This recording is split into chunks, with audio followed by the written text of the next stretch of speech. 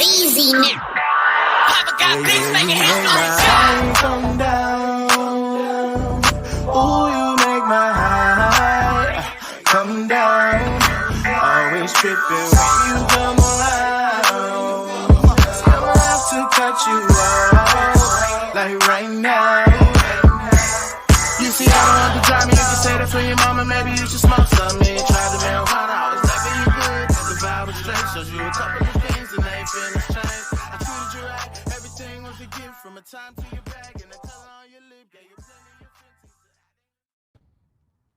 Welcome to the Seahawks Man-to-Man podcast, powered by The Athletic. Shout out to the company. My name is Michael Sean Dugar. I'm here with my co-host, Christopher Kidd. Make sure you follow us both up on the tweet machine. You guys know where to follow me. I'm verified. We talk about that all the time. Chris, talk to him. What is up, everybody? It's your boy, Christopher Kidd. Be sure to follow me on Twitter at CKIDD206, and that's CKID206. All right, we have a special guest with us on the line to kick off our YouTube channel version of the Seahawks Man-to-Man podcast. Thank you for everyone to tune in for the visual version of the show. Our guest covers the Seahawks for NBC Sports Northwest, does a great job. One of my favorite people to hang out with at Seahawks games, and when we used to have access to the media room, we have the homie Joe Fann on the line. Joe, what up, man? Hey, fellas, how we doing? It's good to see your smiling faces. Hey, guys, I'm just saying, we're in phase 3 now. It's almost hoop season here in Seattle. I don't care if I got to put a mask on. I'm ready to hit some threes again, man. It's good to see you both. I appreciate you having me. Speaking of hoops, though, we gotta get this Seahawk one going, man. They keep ducking us, man. Bobby's afraid. Bobby's afraid. So, like, to be clear, before we get into anything else on the show, like, seeing Joe's strap, so like, Joe can shoot, for ladies and gentlemen, don't know. Hoop with Joe. I've hooped with everyone in the media room for the most part. Tim Booth, I think, Joe, Ben Arthur, who's leaving us now, but, like, I've hooped with everybody. I know who can hoop in the media room and who can't for the most part. I have confidence in us. A lot of my confidence comes in Joe's jumper, because I know he will hit some threes in Bobby's face. So, Bobby, Quandre, John Ursua, DK, Russ, whoever wants to smoke, we are ready. Just putting that out Bring there. It. Joe, I don't know if many people noticed that in addition to being a Seahawks beat writer for NBC Sports Northwest, you are also Jamal Adams' arch-nemesis, right? And it's a story I love. I love this like little subplot of the 2020 Seahawks season. Can you tell everyone who doesn't know, like, how you became Jamal Adams' biggest hater? Man, and with no intention of doing so, I did become Jamal Adams' biggest hater.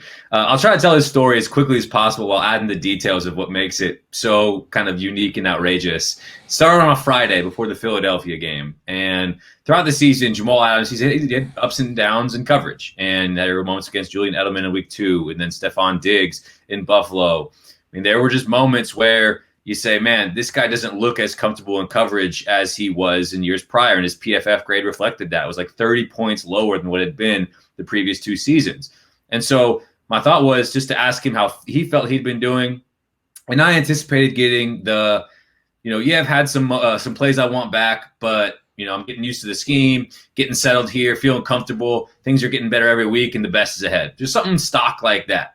And that's not what I got at all, because clearly we found out that day. We learned a lot about Jamal Adams in those 2 weeks, but we found out he is very much in his Twitter mentions, reading every comment from every troll Jets fan who wants to call him Blitz Boy and tell him he can't cover and calls him a linebacker and all of that. And he took the opportunity to take my question and speak to me, to all the haters out there in his Twitter mentions. And he responded with, oh my gosh, I got one bad play against Stephon Diggs, and now nobody thinks I can cover. And I was like, whoa, that's not what I was suggesting. That's not the avenue I was trying to go. And I wrote my story accordingly. I said, like, this isn't the end of the world, but there might be something going on here. And like, these are the reasons why this might be happening. And Jamal Adams, got defensive and kind of jumped on me about it. And then he saw that I said he was defensive. And so Sunday after the game, when they beat the Eagles, Jamal Adams had a really nice game. The whole team had a great game. I mean, that was when DK went off on him for the second time in Philadelphia. And so how the Zoom meetings work for media after games, like everyone's been on a Zoom meeting, 10 million of them this last year. But in the chat function, you put your name in, like, I have a question. And the PR team goes down the list. And the interviews are pretty short post-game because they try to run through players, especially after wins. And so Jamal Adams, I think, let's say they go, all right, Michael Sean, last question. Man, I don't know if it was you or not, but for this the sake of the story. So I'm like, okay, I'm not going to get him asking him a question because I'm behind the list. And so I'm like off doing other things. Post games are hectic. I'm on a Word doc looking something up. I'm looking at numbers. I'm working on a story. And so anyways, I hear just kind of not really paying attention, but I hear, yo, Mr. Joe.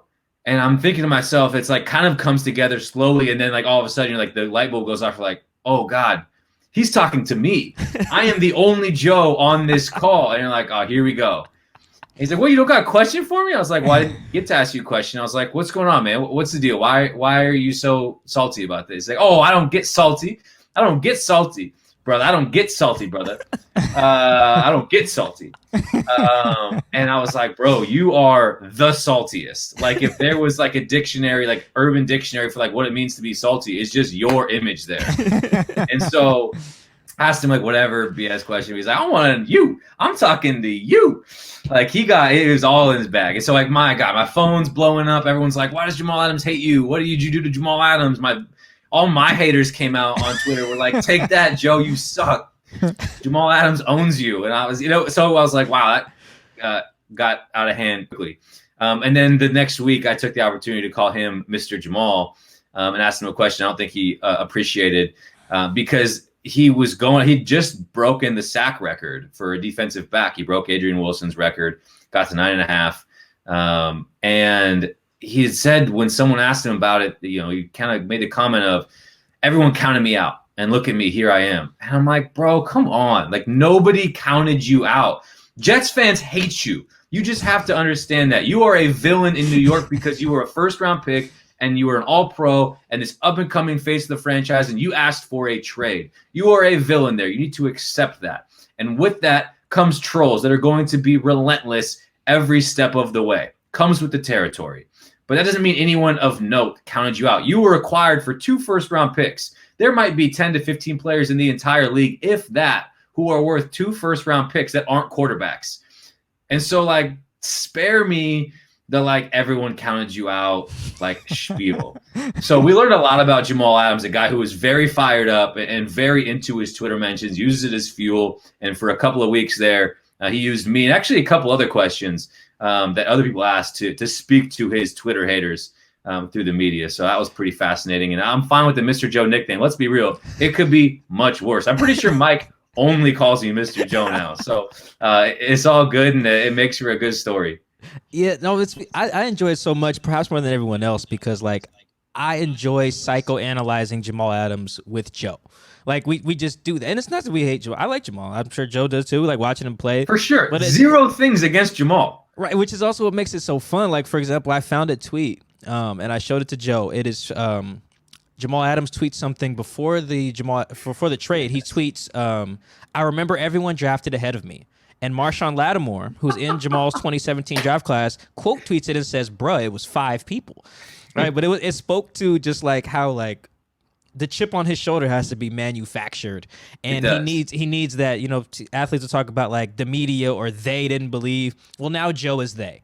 Joe is the media to Jamal. Like if he drops a pass, if he misses a coverage, if Gangrene 29-5 from like East Rutherford is tweeting Jamal, it's now Joe. Like they're all the Jets fans are Joe, man. That's an honor, man. I don't think any player has nicknamed a media member since I've been covering the team, man. So that's a special honor you got from Jamal. I do. Again, I appreciate it. Like now when I have to create usernames for something, like I'll go with Mr. Joe now because I just kind of like to ring him. I mean, it could have been, again, much worse. But, like it wasn't just me. Like he came at you once when you were like, hey, because he talked about his stylist once. Oh, That's yeah. right. In the post game, you were like, oh, like your stylist picked that out. And he like took that as like, you don't think I can dress myself? Like, how dare you get off this? Like, I'm a grown man. I can dress me. And you're like, no, dude, I just thought it's a cool scarf. Like, whatever, man. Like Brady brought up one time, like, what's your relationship like with Coach Carroll? And he was like, I didn't yell at Coach Carroll in Buffalo. And, it's like, okay, dude,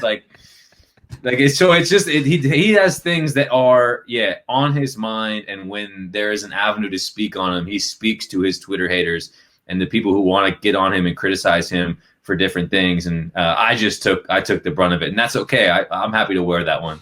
Yeah, no, you're one of the people who's built for it in the room, and it's. I mean, I don't think Jamal hates any of us, but yeah, we are the face, right? Everyone who sent him that Stephon Diggs highlight, which is really funny that he brought that up unprompted because you didn't ask about that, But he knew in the back of his mind, like, oh, that's the play getting DM'd to me and everything, like, you suck.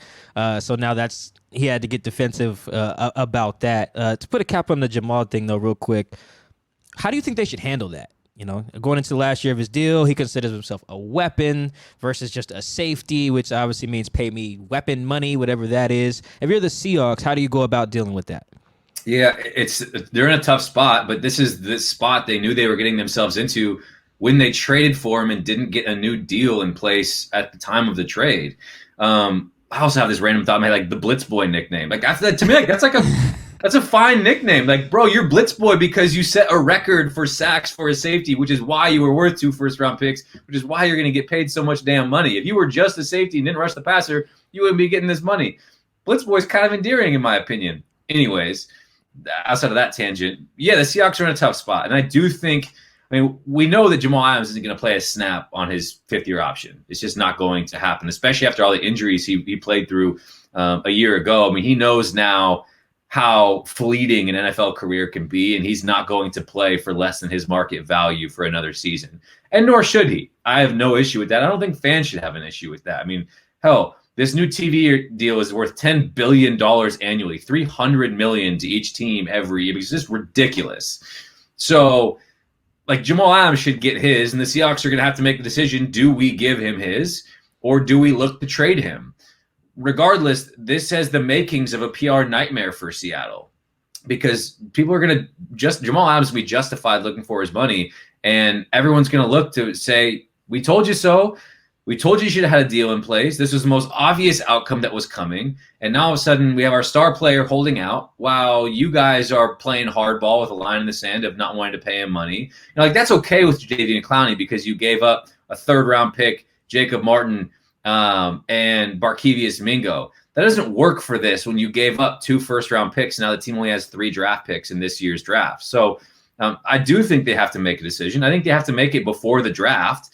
And to me, you hope negotiations are coming along well, but the longer this goes on, the bigger story it's going to become. And should Jamal Adams hold out, it's going to be a really ugly look for the Seahawks front office, who have already been judged immensely for the trade in general. This would just be an added layer to the people who are haters of the trade to say, yep, you guys are morons. What were you thinking trading 2 first-round picks for a safety? Let's transition to arguably the biggest news, the biggest storylines this offseason in regards to Russell Wilson, because he was on a media tour for about a month, hitting everybody's show, telling them how upset he was and frustrated with getting sacked, being on his butt over 390 times, you name it. Joe, what were your thoughts on Russ's whole media tour? My thought was it made sense. And for the number of layers to it, I think we all saw him look so miserable in the press box or in the suite next to Roger Goodell and Sierra watching Tom Brady win his 7th ring. And he's in his feels thinking, man, he didn't get touched. Am I closer to getting my 2nd than I was 4 years ago? Like, I wanted to be the greatest of all time. I care about my legacy.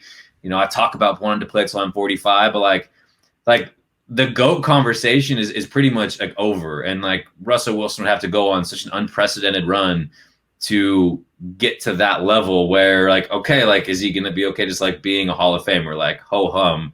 But that's the Seahawks are now kind of getting the double-edged sword of like Russ is a guy who has such irrational confidence in himself and has for so long, and it's served him so well through every step of his life when he has been told he can't do certain things because of his height, because of whatever. And he has become one of the greatest quarterbacks in football, the greatest player in Seahawks franchise history. But now you look at whether it's wanting to win championships and whether this team is built to do so. It's the respect. It's the ability to dictate philosophy offensively, and his belief that, he is Patrick Mahomes and just as capable of doing everything Patrick Mahomes does, where Pete Carroll says, hey, you're really, really good, but you're not Patrick Mahomes, and we need to have this balance. And I don't want to just be this air raid run and gun. And then finally, it's the ability to have an influence on personnel decisions. Like, those are the layers. And we've kind of known I think unless you have your head in the sand or just want to be ignorant to the fact that there is this fracture that has been building for some time, Mike and his team at The Athletic did an unbelievable job adding, anecdotes and details to, the things that we had heard and been knowing that was happening. It's like one of those things. It was like, to me, when I read Mike's story, none of that was surprising other than like, I was like, all right, can everyone just read this? So in my mentions, you were telling me it's like I'm the one creating this, and like I'm just Joe fans looking for clicks and wants to be relevant in the office. It's like, no, why not choose to be more curious than that? Like this all adds up. And to me, Russ speaking out, and yes, if you look at verbatim of what he said, it's not that crazy. Right. But this is Russ. This is the most image conscious athlete we've ever seen. I have certainly ever covered. I'm not sure who you'd find who's comparable. And so the fact that he has gotten to this point where he is willing to go on this media tour and be publicly critical of his teammates and the front office and his coaches, that to me shows you how desperate he is for a sense of urgency within the organization and potentially looking for a way out. So that to me was like my initial thoughts, but surprise wasn't any of the emotions I felt. To me, it all makes a ton of sense. You opened with the Super Bowl and him in that suit looking really disappointed, upset. I asked Mike this, and Jason Puckett, who you've been on with Puck and Slick on a few times throughout this offseason, pretty much every Tuesday, now Wednesday, right? Yeah. They've changed it on me, but yeah, I love those guys. There was a point where I talked to Puck and I was like, man, that suit on Russ, it looked a little snug. And I asked Mike, I said, Mike, did it look like Russ put on a little bit of, a little off-season weight? And Mike was like, nah. So I got to ask you, Joe, did it look as if Russ put on a few pounds of that off-season weight, considering everything's going on? He's probably stressed out. Honest opinion here, Joe. Did he put on a little bit of pounds? Because that suit did look a little snug, and I'm not going to lie. I'm going to be totally honest. I didn't even pay attention. I looked at his eyes and saw the misery of him sitting there in that suite. I did not think to look at his waistline and think if maybe those buttons were getting a little bit tight. I was vibing, drinking, enjoying the game myself, not having to work. So to me, like he's never been like a super skinny dude. And like, you see him walk around the locker room last year, obviously not this year because of COVID, but like he ain't tiny. I mean, he's a little bit, he's thick, but like, you see the Instagram videos, like the guy trains relentlessly. And so whatever he is deciding is the best for his body is where he is. I mean, he's got a whole NASCAR pit crew team, like working for him in all capacities and all layers of preparation and getting ready for a season, from like an hour to hour basis. Like I know and talking to different people, like this is how, like, whether you call it compartmentalizing, like what you call it, like, I don't know. This is not many people can do it. He has every minute of his schedule during the season mapped out, like to the minute. Yeah. And that's workouts, that's podcasts, that's rehab, that's prehab, that's everything. That's talk to Trevor Moawad, that's all of it. So like, I just like, I can't go down the narrative of he's got too much going on. I think he is just like kind of has this superhuman ability, if you want to call it that, to compartmentalize and handle all these different things. And of all the things you want to be critical with Russ, I don't want to go down the out of shape route because I think there are a number of layers where you can be critical of Russ because he wasn't good enough. He does take a lot of his own sacks to where there has to be a little bit of a look in the mirror of, the last 8 games, how much of that is on you. But yeah, Chris, I can't tell you during the Super Bowl. No, you're good, man. I noticed the suit. I did. I was like, wow, maybe I'm tripping, but okay. I'm not telling you wrong. You might be right. No, you're good. No worries. I do want to see if this whole Russ situation can it be resolved. And if it is resolved, does that mean he stays a Seahawk? Or do you see this ending where, hey, after 2022, Russ is out of here. He's going to be with you name it. I'm hesitant to use the word resolved because that to me means fracture is repaired, bridges are mended, things are hunky-dory, like, rally around together, link arms, and here we go, moving forward for the foreseeable future. I think his camp has been noticeably quiet over the course of the last week or so. We heard that Russell Wilson was pushing for Chris Carson to come back, and we heard the Go Hawks at the end of his his social media video. We saw the tweets about Kerry Hyder and Benson Mayowa. So I think those are your clues that like he feels good about where things are going. I think the Gabe Jackson move was maybe a bit of an olive branch, and if and he can say, hey, if me saying what I said led to the urgency to get Gabe Jackson, then like I don't regret anything. And you know what? That's fine. Good on you. That's okay. But like, I don't think you're going to hear like everything's amazing. I think it still depends on this year, and it comes down to whether they can win. Winning cures all. And that being said, it doesn't have to be wins during the regular season. To me, they have to make it back to the NFC Championship game for me to feel good about Russ being back in 2022. Will he be here in 2021? I know Schefter left the door open for that not happening and him still being traded this offseason. I don't see it for so many reasons, but I'm not going to go out and say, yes, he's there for 2022 as well. I think that's still very, very much up in the air. You know, you made a good point about what Russ said on his face during the media tour wasn't that bad. Like, even the example of, I think it was on Dan Patrick, said, hey, Russ, do you want more control of our personnel? Do you want more of a say? And Russ is like, yeah, I want to be in those conversations, right? But the implication behind that is that, like, the people who are making the personnel decisions aren't doing it well. You know, it'd be like because Chris handles, I use this example on one of our previous shows. Chris handles the podcast, the editing, everything. If I'm like, hey, Chris, I want to be more involved with the editing, whether this is the case or not, the implication is that Chris is not editing the show well enough or not producing it well enough. Right. So it's not just that I want to be more involved. It's like the implication behind it. And so knowing that he does want more say, something that quarterbacks usually do not have, you know, in this league, at least not a lot, unless you're Brady. Do you think the Seahawks should acknowledge that and give him more say over personnel and more say in the offensive philosophy? It's tough because, like, I also think, like, you know, and Mike Robinson made this point, like, is Jimmy Graham there without Russell Wilson's say? Greg Olsen was someone who Russell Wilson pined for.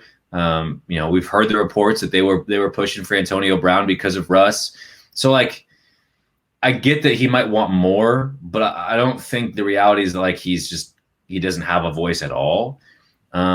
So I do think all of this, there has to be egos checked across the board, because I do think all parties involved need each other. For Russ to get traded from one team with limited cap space and limited draft capital to another team that would then have limited draft capital and limited cap space doesn't make a whole lot of sense unless he's able to win a championship in year 1 or year 2, which brings with it immense pressure. He's in a great situation in a city that loves him, and he's so deeply rooted in this community. And the Seahawks would be an objectively worse team without him, and they would be assuming a rebuild process that, you know, no matter how you lay that plan out, there's no guarantee that it works in any sort of timeline and fashion that you want it to. So I do think there needs to be some concessions on both sides. Again, maybe the Gabe Jackson thing is an olive branch, and maybe Russell Wilson helping push Chris Carson across the line to sign that contract and return to Seattle is his way of saying, hey, I'm in, I'm committed, I want to be a part of this, and we're going to make this work in 2021. There's so many layers, and we know how sensitive egos and fragile egos can be in professional sports. And so, yeah, I guess that's just a long-winded answer of saying, I think this is going to be okay for now, but it can all blow up to me in a moment's notice, depending on how next season goes. And to me, that the wild card here is Shane Waldron, and he's going to have to kind of serve two masters, and Russell Wilson's going to have input, and Pete Carroll's going to have input, and Shane Waldron's going to have to make it work. But in the absence of making these seismic moves, which they're not going to be able to be, Kerry Hyder, nice move. Gerald Everett, nice move. Gabe Jackson, nice move. But in and of themselves, not moves where you're saying, oh, watch out, now they're a Super Bowl contender that maybe they weren't before. Shane Waldron might be able to make them that. He might be able to single-handedly raise the ceiling of what the Seahawks offense is capable of. And so to me, everything that they've done, a lot of it comes back to him and how successful he can be, and really a pressure situation for him as well. We gave you the rundown, and you're pivoting right into things we want to get into, which is, yes, Shane Waldron, with everything going on this wild offseason, considering the fact that Russ has basically spoke his mind. Pete Carroll at the end of the year says, we have to run better. Mike and I went back and forth on who we think could possibly come in as the new OC, but then you have to realize, well, if you come in, they're not going to just want to do what Pete says, depending on who they are. Like Anthony Lynn, I thought, would be someone that could come in and just do what Pete says. Hey, run the ball. Okay, cool, I got you. Doug Peterson? Nah, not so much. Doug wants to come in. He's been successful as a play caller. He's won a championship behind that. Now you have Shane Waldron, who is an offensive pass coordinator, which I really don't know what that means. I think I have an understanding, but I'm not clear of what he actually did with Sean McVay, because Sean McVay could have just said, hey, you handle these plays, or you could have been like, run my offense this way. And now it's kind of maybe in that same situation with Pete Carroll, who, hey, I'm giving you this game plan, stick to it, or you're going to be out like Bevel and most recently Schottenheimer, because they opened up and let Russ cook for the most part. What are your thoughts on this hiring of Shane Waldron as the new offensive coordinator? I think it was a home run, and we can only judge based on perception at this point because we have no idea how he's going to do, and there's no track record to say he's done this in this place and this in that place, where there was with Brian Schottenheimer. It was much more of a known commodity.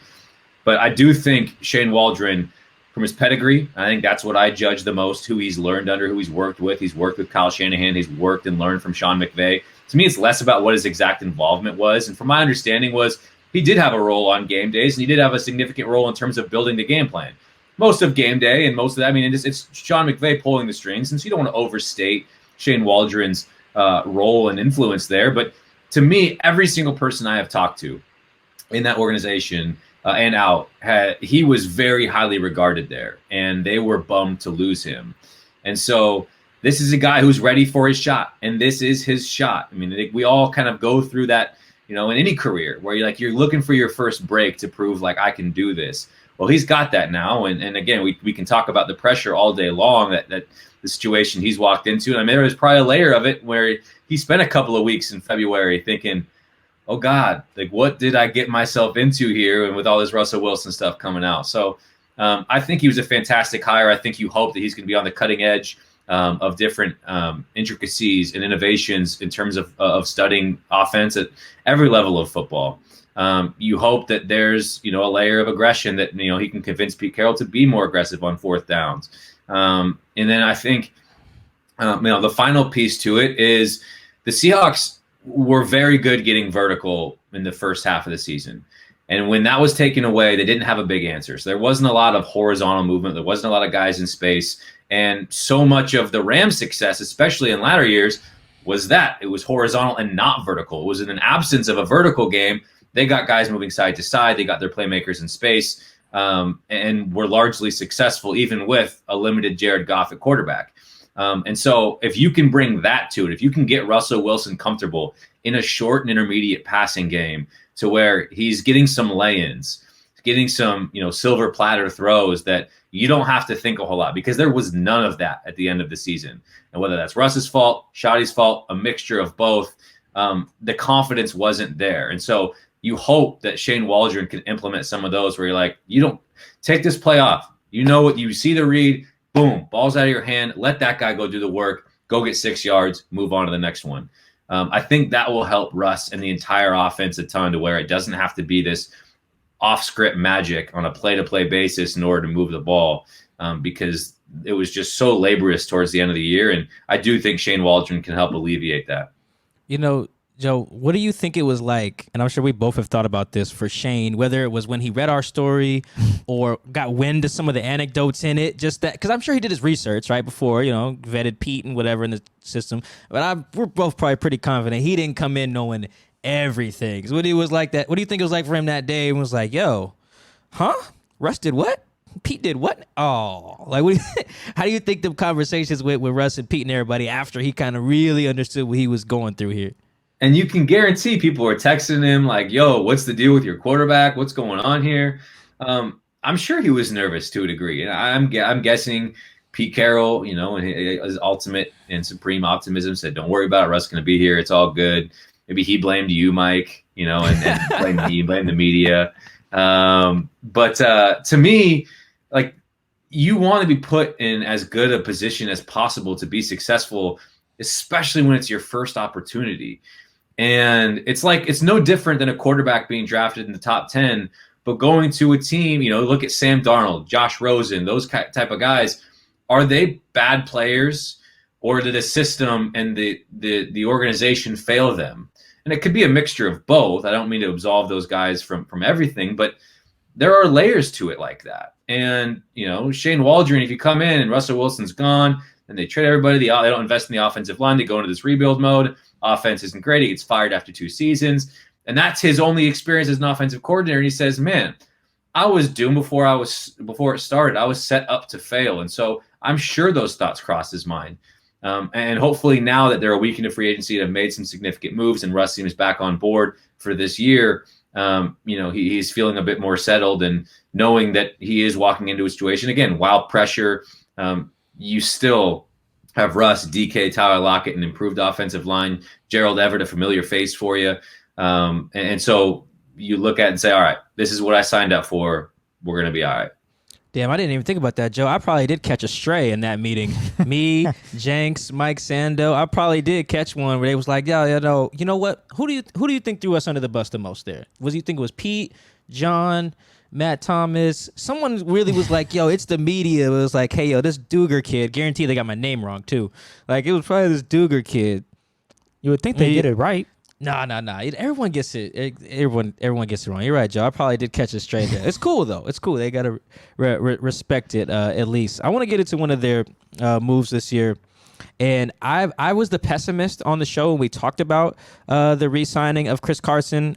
Probably because this requires some context. We opened our podcast last Friday week that was, telling the Seahawks, hey, we're about to record. Don't break any news, right? Because we waited till the end of the free agency week.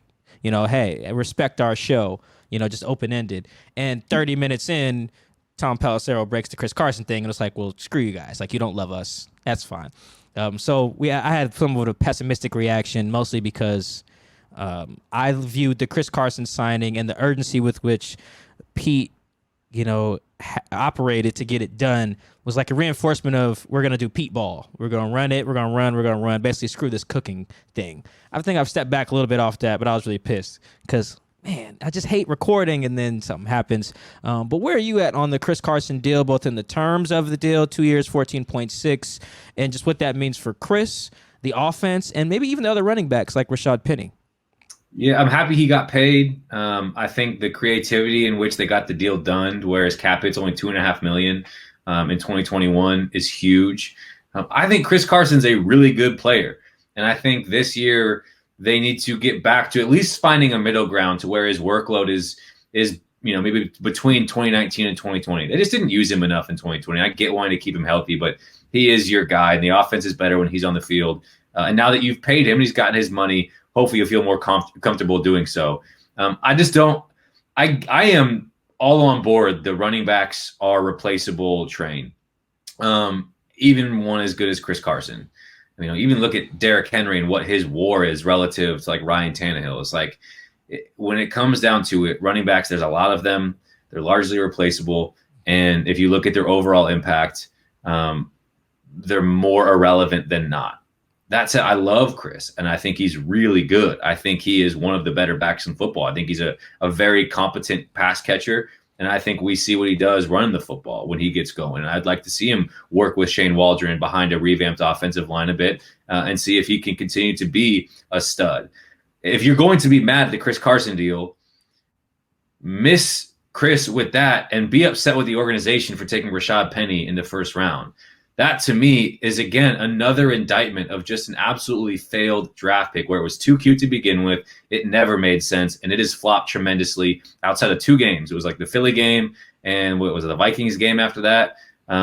There were a couple back-to-back. I can't remember. I know it was in Philly, and then there was one more before he tore his ACL, and that's bad luck. I think it's the Minnesota game. Yeah, I think so. Yeah, and that's bad luck. Like, you couldn't have foreseen that. But, like, this should have been the year where you say, Rashad is our guy. He's going to be our starter, and we need to sign guys to supplement that. Alex Collins, great example.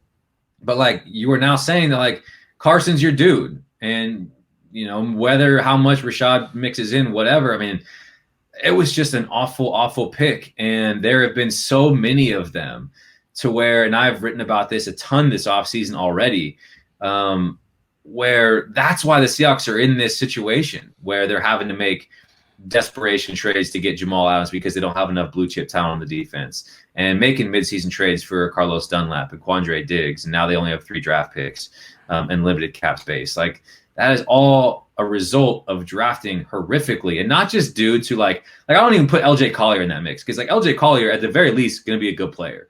And so like whether he it lives up to being a first round pick or not, who knows? Like at least he's going to be in the league a long time. Like guys who are flat out busts, not even in the league anymore, never made any sort of impact with the Seahawks or otherwise. You just can't have as many of those as you did. And Rashad Penny was always a questionable move, and it's only aged poorer and poorer throughout the seasons. And now it's just further evidence that they felt the need to pony up and pay Chris Carson because Rashad Penny is not someone they want to depend on. Let's stay with improvements to this team or so. They get Chris Carson back. They lose Carlos Dunlap. They bring in a cornerback, Akello Witherspoon, if I'm chopping that name. I got to remember how you say it, Mike? Akello. I said it right. Okay, cool. How is this offseason free agency-wise looking to you? Are you confident that this team did get better in losing Carlos Dunlap and losing Shaquill Griffin? They still might need a third wide receiver after losing David Moore. They got a little help on the D-line. What are your thoughts on this roster as of right now? To me, my initial thought is like they're doing the most with what they've got. They've made a number of impact signings with upside. Gerald Everett might have a ceiling we haven't seen yet. Kelly Witherspoon might have a ceiling we haven't seen yet. Those are reasonable flyers to take, especially for the cost. They made the big move and the big investment for Gabe Jackson. I think that's significant. I think they had to have at least one impact offensive lineman at either left guard or center. They might still do it at center if they use the second-round pick on a center. But Ethan Posich, okay, he was really solid at times, but too inconsistent. And you hope maybe in year 2 as a starter, Damian Lewis, year 2 as a starter, Gabe Jackson, and maybe a solidifying presence on that left side of him. That improves. The defensive line, Kerry Hyder, a nice budget signing, 8.5 sacks last year, was really a nice surprise when Nick Bosa went down. Is he Carlos Dunlap? I don't know. His pressure rate was better than him last year. So maybe. Benson Mayowa had a really nice second half of the season once Carlos Dunlap got into the fold.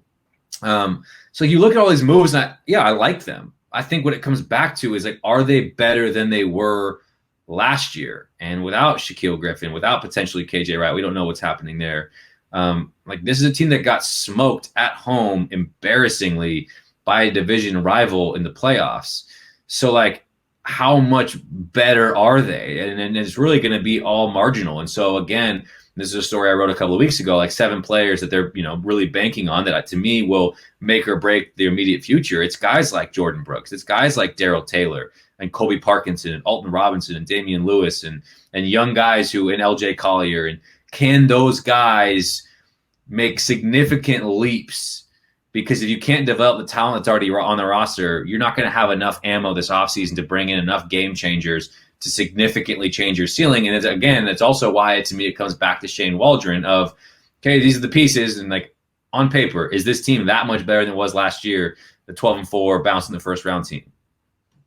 Maybe a little, but like Shane Waldron might be that guy. It's the Shane Waldron and the talent already on the roster that to me will have the biggest impact on whether they can take a step forward. That's another good point you made about like the moves they've had to make to correct other moves. If that makes sense, like they had to go get Carlos because they didn't develop pass rushers. Right? Even they had to go get Dwayne Brown because they didn't find a replacement for Russell Okung. Had to go get Quandre because they couldn't replace Earl. So on and so forth. But I think with the exception of some of them are injury moves. I think the Clowney was probably like, oh, LJ just rolled his ankle, so let's go get a guy. But yeah, that's a really important part of this, as well. And in free agency, I try to tell people this. We struggle with this as beat writers. At least I do. I'm sure you do to some extent. We enter this and people know, they ask us, hey, Joe, what would you do?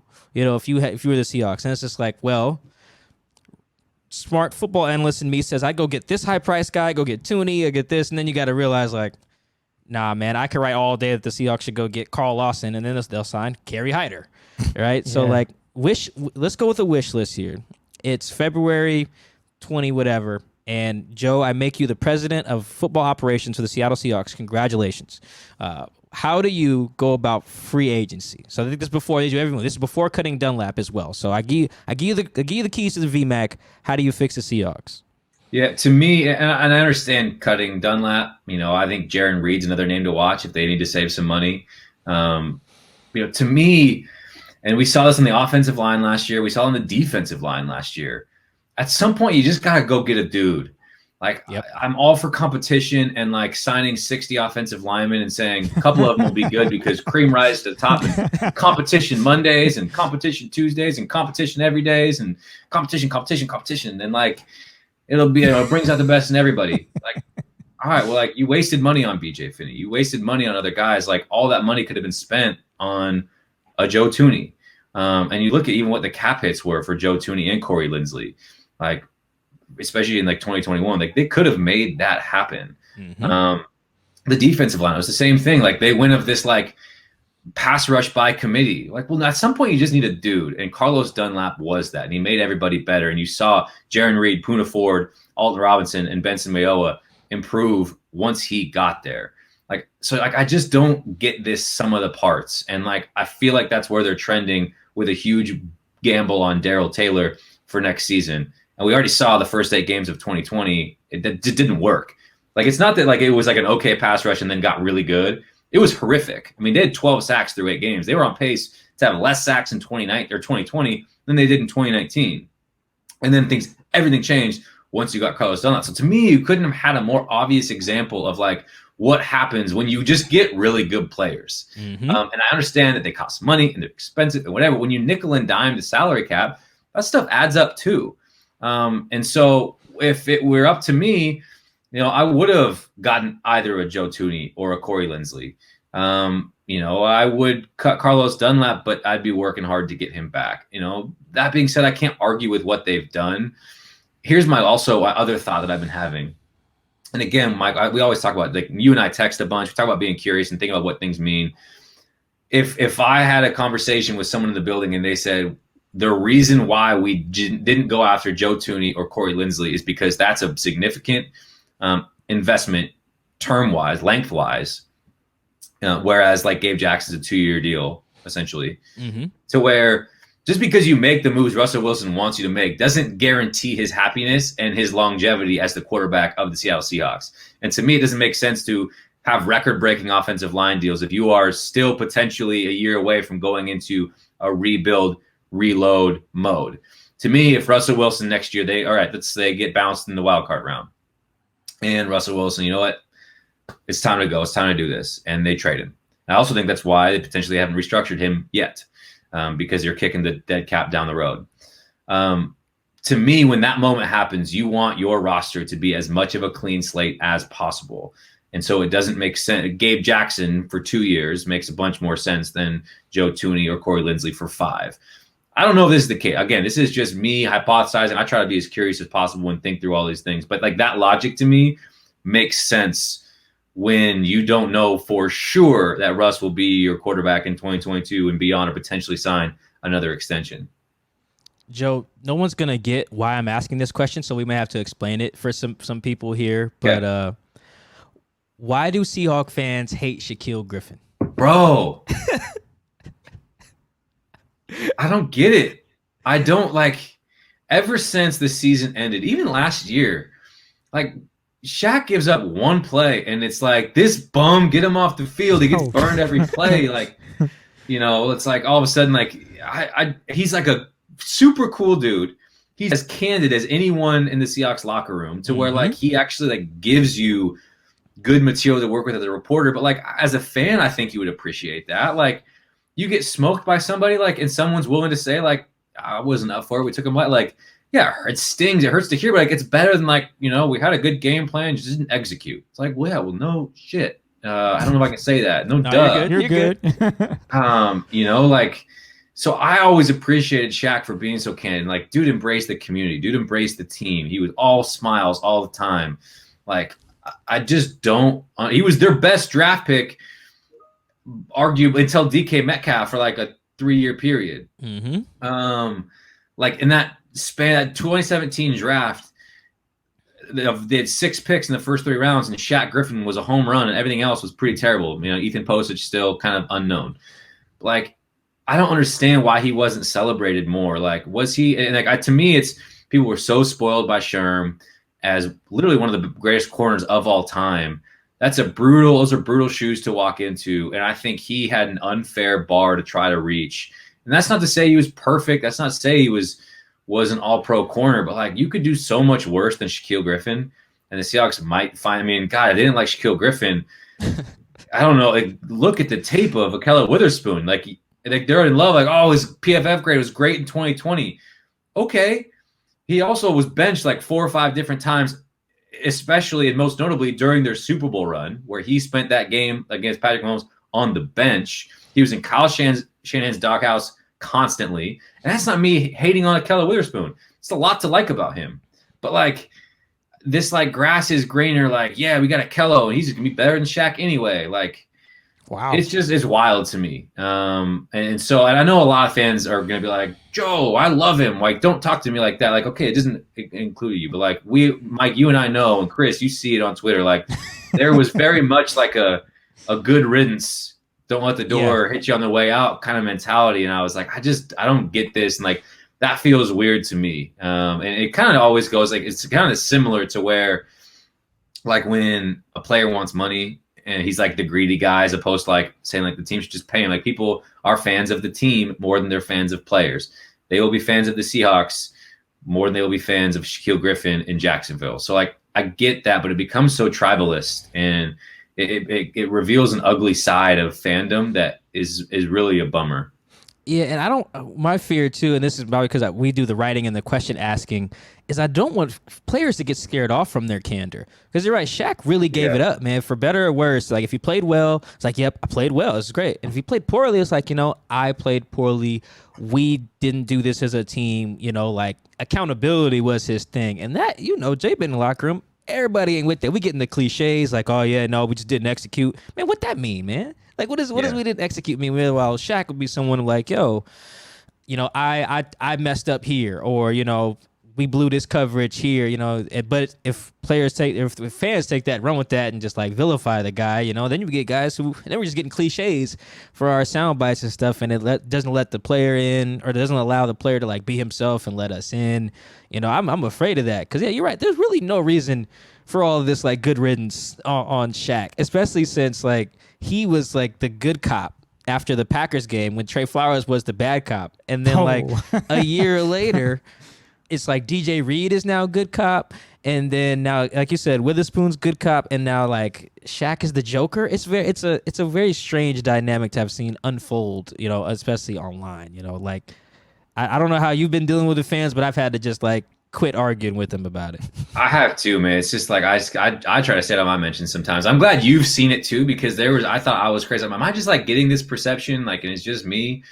So I'm glad you saw it too. But Shaq, great player. I wish him the best. I really enjoyed him. I mean, again, everyone wants to complain about Robot Russell and his cliches, but then they want to roast Shaq Griffin for having candid moments. And I'm very careful to write that. Like, when I write that, it's not, how could they? It's like, yeah, he said this and this is what happened. It showed up this way. And like, I'll usually even throw in lines like, or tweets, and be like, to be clear, I appreciate this guy for saying these things. Right. As opposed, to try to be like, oh, how dare they, and then kill him for it. So it's hard, but it's a lot of times like everybody, we run into times, and I don't want to compare us to Shaq, but like, you're kind of damned if you do, damned if you don't. It's like, I got all the time. It's like, why do you hate Pete Carroll? And other people are like, why are you so soft? And it's like, man, like, you can't make anybody happy these days. So like you said, man, stay out of the mentions sometimes is the best move. Last year we had you on, and we were talking about Josh Gordon and Antonio Brown, because Russ, he was adamant about bringing in Antonio Brown. Josh Gordon, of course, had some issues off the field, and we know about AB's situation. Fast forward to this year, Tampa Bay signs AB. Everyone's like, I don't know if it's going to work out. And some people are like, okay, AB still has it. Get to the Super Bowl. AB, beautiful route, whip route, touchdown.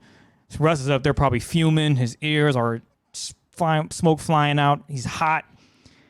You were on the fence of, hey, I understand bringing back Josh Gordon, if I'm not mistaken, but I don't want AB.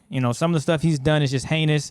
And I kind of don't understand why Russ would go out on the limb for this guy. And here we are again, and Russ is saying, yo, can we get AB? Considering that AB, I'm not saying he's turned a new leaf. I mean, he's been quiet on social media for the most part. He's a Super Bowl champion. He played a role in that. Are you still on the side of, don't need him? His personality, maybe he's changed, maybe he hasn't, but I don't feel that the Seahawks should go after a guy like Antonio Brown. Yeah, I mean, let's make this clear. There's no fence. I'm out on AB, and have been out and continue to be out. And you hear his Super Bowl presser, and it's like he's the victim. Yeah, and it's just like, dude, have some self-awareness. How, that's why I grilled Russ so hard. I was like, it shouldn't matter how good he is at football.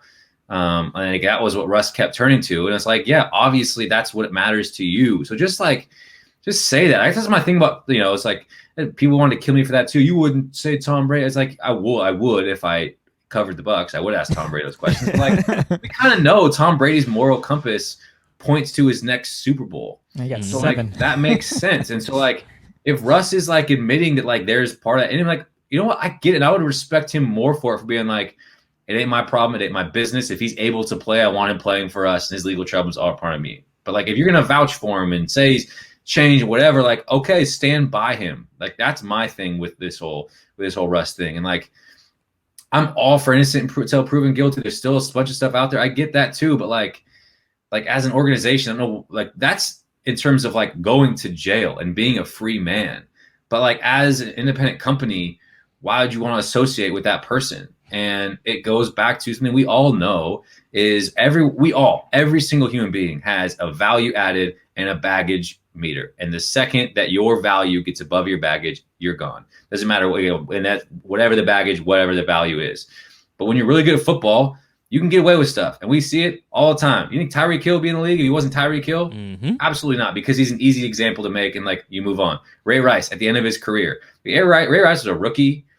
Look, Joe Mixon, same, right? Similar thing. Doesn't he have a similar background? Like it's not rocket science. You don't need to be Sherlock Holmes to figure this stuff out of when these things are like, and zero tolerance, hard line, and when it's like, oh, the guy deserves a second chance. He's changed, all that, So I don't know, man. To me, it's just like I still feel super weird about like him winning a Super Bowl. I don't see a guy who is taking accountability for his actions.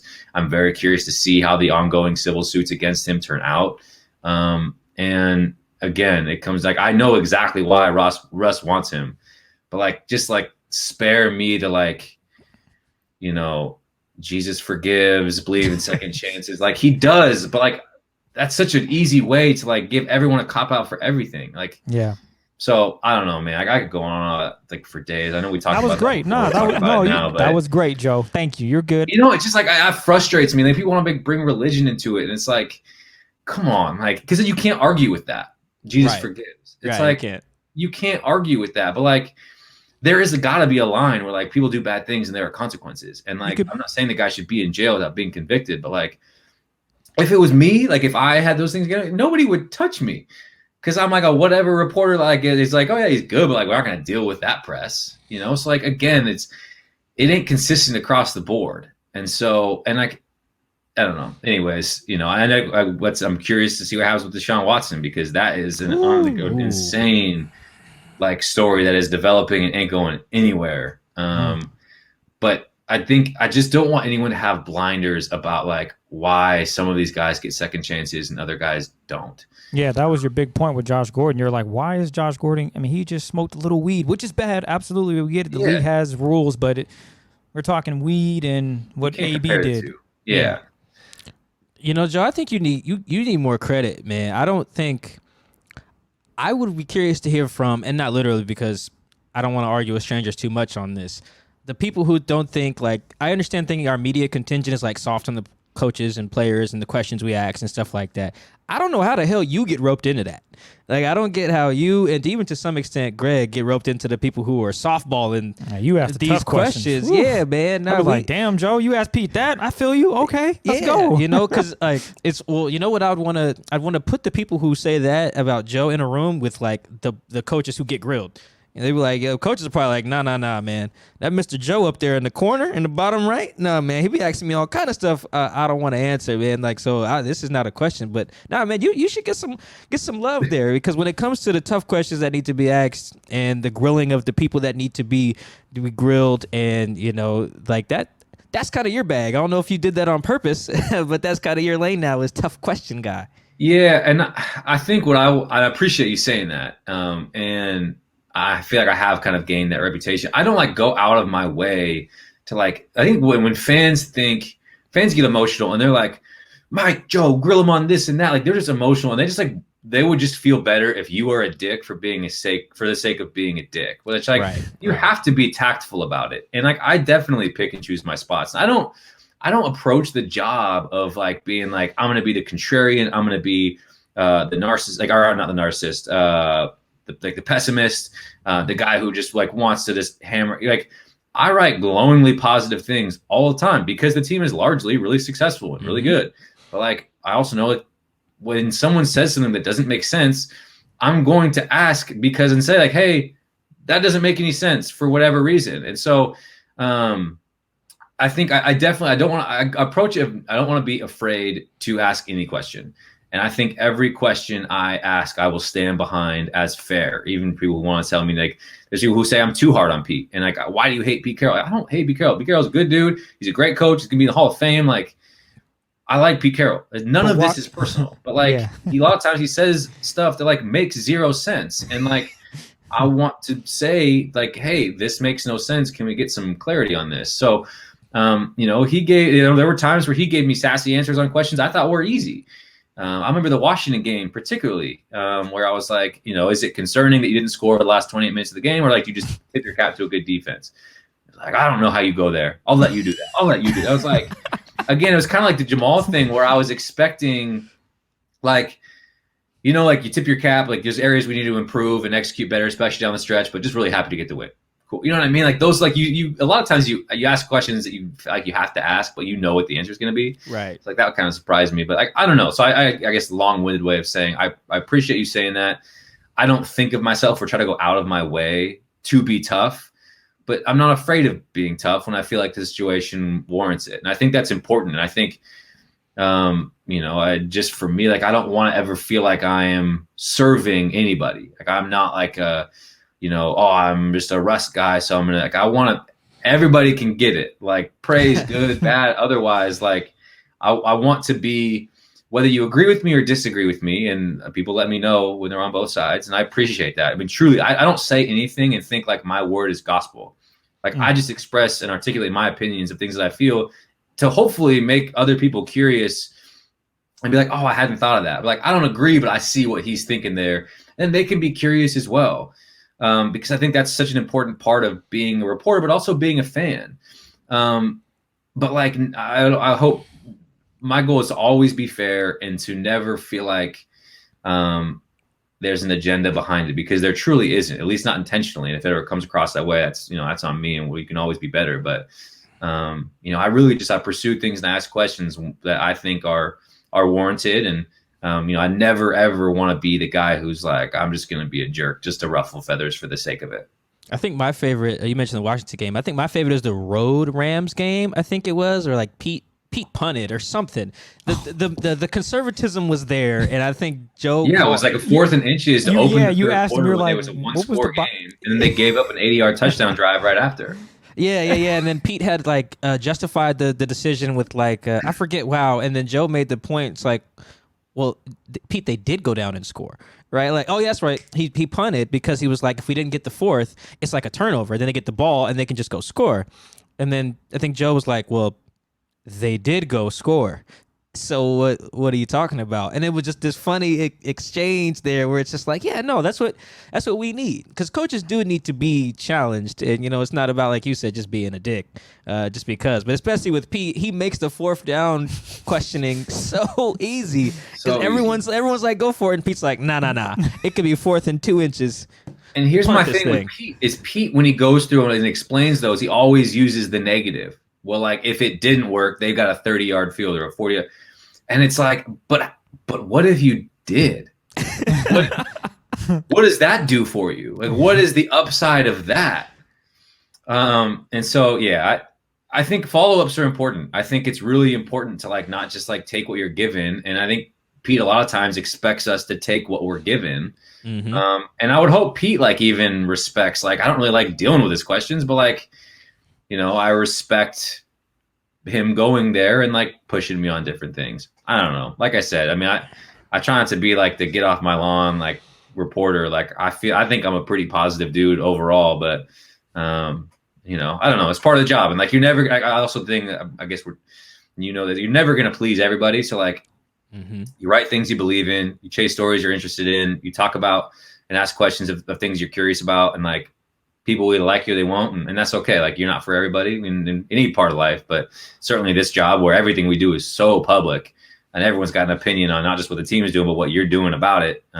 So it's fascinating. Yeah, it's very interesting in that sense of kind of what we do and how our relationship with the team, but also our relationship with the people who consume our content. Yeah, I've kind of like made up a rule in my head. Like if Pete hasn't like bucked back at your question ever, then you ain't asking good enough questions. Because Pete will let you know, like he did with you. Like, what are you talking about? Like what? Yeah. He did that to me once after a game in person. Was like, I don't know why you're asking me that. Like legitimately, it was like I forget which game. It was the. I think it was the game, the Week 17 game, maybe where Marshawn didn't get on the field in time and they got the delay, maybe against the Niners, something like that. But yeah, if you haven't, everyone, for all of our peers, if Pete ain't said, unless you're like Boyle who works for the team who can only ask so much stuff, but unless you're like, if you're independent and Pete ain't said, where are you going with this? Then you probably and you're like, asking you a tough know enough where question. I'm going with this. You know exactly why I'm asking this question. You just don't want to talk about it. Dude, you might have asked the question of the year. It was I can't remember. I think it was at the end of the end of the season presser when you asked like, who holds you accountable? Ooh. And he like immediately said, my sons, and it was like, huh, that's interesting. Like that doesn't sound like a great level of checks and balances. But then like owner you already know like isn't super involved in the day to day. So like, dude, that would mean I give all the credit back to you too. Of like you're right there with it. Of like you keep people on their toes as well. And again, I think it's immensely important too, because the second you just take what we're given and you lose that curiosity, like, that's how nothing good comes from that. Yeah, if we were to take Pete's like explanations at face value on kicking versus going for it, we would come to the conclusion that Michael Dixon and Jason Myers are more valuable than Russell Wilson, based on how willing he is to put the game on their feet versus Russell's arm. And that is, last time I checked, Chris, not the case. Let's get you out of here on this, Joe. 2021 Seahawks. We obviously got the draft. We only got 3 picks, so who knows? But what happens to the Seahawks in 2021? How does it go? Man. I hate this question because we have this conversation. We will have this conversation, the three of us, on other outlets, on writing, whatever, like 10 million times over the course of the next couple months and through August. And my answer is very similar to what it was last year. It's like they're not going to have the best roster in the league. They continue to play and hope, will likely continue to play with small margins to where anytime you're playing games that consistently come down to the last 5 minutes, you're playing with fire, and like it makes you incredibly hard to predict what's going to happen. Because it's like last year was such a perfect example. They were 12-4 division winner. That's an unbelievable year by any metric, especially in NFC West. But like that wild card game, like they didn't just lose, they got embarrassed. So like when you look at that, when you look at the division, the Seahawks will remain a team with an immensely high floor. I mean, a 9-win floor. You add a 17th game, so does it make it a 10-win floor? I mean, that's kind of the wrinkle to this that we haven't dealt with before. But so I will say that they're kind of the same team. They are who they have been and probably will continue to be. The division is only getting better each and every year. So I'll say 17 games, so 11-6. Sounds about right. 6 would probably be my kind of knee-jerk prediction. But you have Russell Wilson on your team. It could be better. It could be better than that. And if things fall the right way, this is a team that will always have, to some degree, a ceiling of getting to the Super Bowl. I think that would work. 11-6. Yeah, sounds reasonable. No, I don't mind that. I will say, and I don't know if I've mentioned this, on the show. I talked to someone who they were behind the scenes last offseason. I talked to someone behind the scenes last offseason. I don't think I mentioned this on the show before, but I will now. And it's to Joe's point about like the margins. Me and this person behind the scenes we were kind of arguing because this person did not believe that there was a change in the second half of the season. They had basically heard the premise of the story we wrote and were like, I don't know, you guys are off. And it was like interesting. And then they're like, hey, go back and look at all the ways we basically pulled one out of our ass in 2020 to start the year to go undefeated. And it was like, yeah, if Alex Madison can just see to his right 3 feet, he gets the 4th down. If Cam Newton sees to his left 3 feet, that game is over. I think it was the Cowboys game where like Dak throws a pick, which is kind of a Hail Mary-ish type of play, but it was very interesting to hear from someone who was like with the team, was like, yo, look at these margins. Like they were basically trying to convince me, hey, we weren't actually that good. So in the second half of the season, we were just really just getting exposed for who we really, really were. And like, I'm with Joe, man. That's just a dangerous game to kind of be playing year in and year out. Can't win the game in the fourth quarter, Mike. Can't win the game. Oh, that's the other one.